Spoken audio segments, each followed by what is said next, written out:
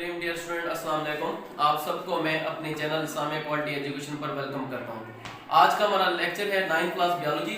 Last topic है cell की death के बारे में पढ़ना है। अब तक हम पढ़ रहे थे सेल की पैदाइश के बारे में। सेल डिवीजन की दो किस्में पढ़ी, माइटोसिस मियोसिस को डिस्कस किया हमने। माइटोसिस के मराहिल पढ़े, माइटोसिस की फिर सिग्निफिकेंस पढ़ी, फिर हमने मियोसिस पढ़ा, मियोसिस के मराहिल पढ़े, मियोसिस की सिग्निफिकेंस और एरर्स में एब्नॉर्मलिटी का हमने डिस्कस किया था।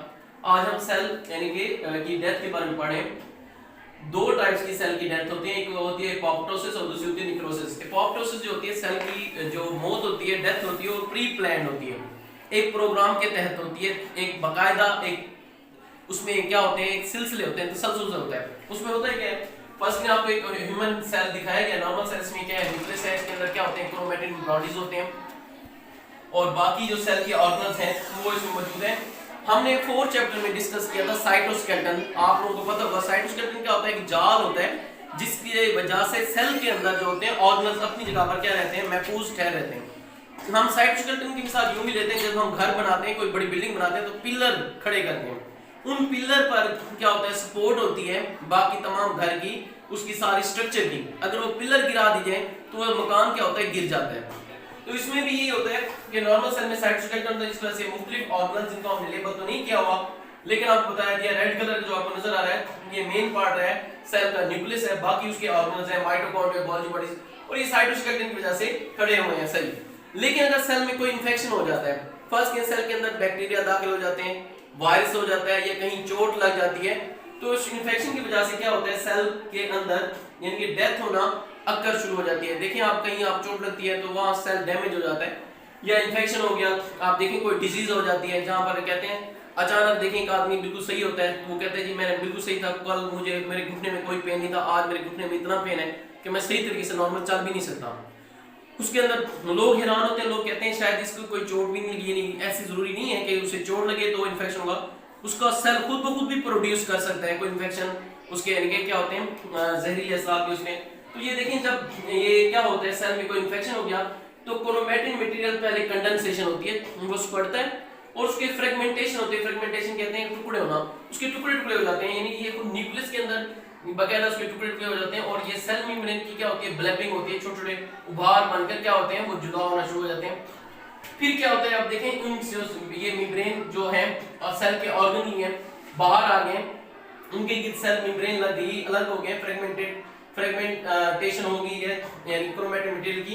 अब इन बॉडीज को जो सेल से बाहर निकल है उनके साथ ब्लैबिंग भी हो गई है सेल मेम्ब्रेन की, इन्हें कहते हैं एपोप्टोटिक बॉडीज।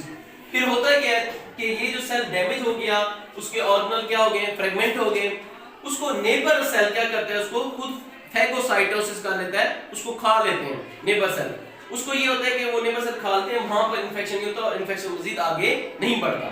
तो ये जो हमने पढ़ी है समझ, तो ये थी वो एपोप्टोटिक बॉडीज। और तकरीबन हमारे जिस्म में 50 to 70 बिलियन सेल डेली के एपोप्टोसिस के जरिए, एक प्री प्लान्ड सेल की डेथ के जरिए क्या होते हैं, इनकी डेथ होती है।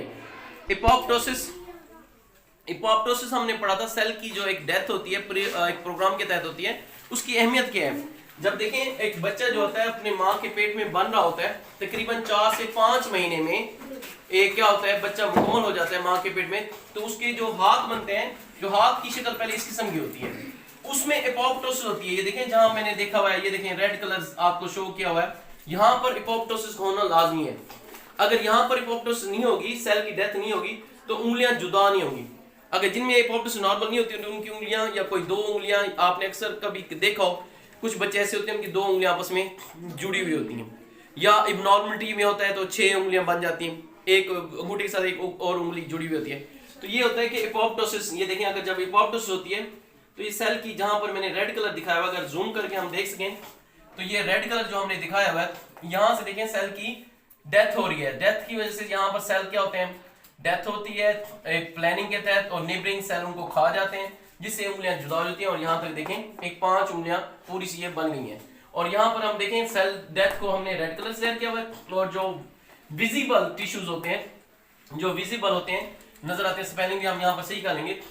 पढ़ा था एपोप्टोसिस के बारे में, जो सेल की डेथ होती है प्रोग्राम के तहत होती है। अब हम पढ़ रहे हैं सडन डेथ, अचानक या हादसाती मौत जो होती है वो क्या है, उसे नेक्रोसिस कहते हैं। इसमें क्या होता है कि जो सेल में जो ये सारा सेल की डेथ का प्रोसीजर है वो एक सीक्वेंशियल नहीं होता, एक सीक्वेंस में नहीं होता, एक तरतीब से नहीं होता। उसमें अब ये होता है कि एक आदमी है, उसको अचानक करंट लग गया या उसका एक्सीडेंट हो गया या किसी चीज ने उसे काट लिया, सपोज किसी स्पाइडर ने काट लिया, किसी भीड़ ने काट लिया, तो वो ये होता है इन्फेक्शन होता है। और इन्फेक्शन वो जो होता है उस जगह पर नहीं रहता, बढ़ता जाता है। बात होती है कि हमारी उसमें केयर नहीं करते। आप देखें कुछ मैंने आपको व्हाट्सएप पर पिक सेंड किए कि एक आदमी की गाल पर स्पाइडर ने काटा हुआ है और वो बढ़ते बढ़ते ये इन्फेक्शन बढ़ते बढ़ते दूर तक फैल जाता है, यानी वो सेल की जो डेथ होती है, सेल की जो डेथ होती है वो जो इन्फेक्शन है वो आगे तक बढ़ जाता है। इसमें देखें ये जो क्रोमेटिन मटेरियल जो है कंडेंसेशन नहीं होती, खुद जो क्या होता है मेन जो होता है समझ जो ये न्यूक्लियस है वो खुद टूट टूट का शिकार हो जाता है, उसकी कोई खास तरतीब से नहीं होता। जब जो डीएनए या न्यूक्लियस है वो भी नहीं रहेगा, सेल के कंपार्ट्स नहीं रहते और उसमें ये होता है न्यूक्लियस में कि दूसरे जो सेल है नेबरिंग सेल है वो उसको डाइजेस्ट नहीं करते।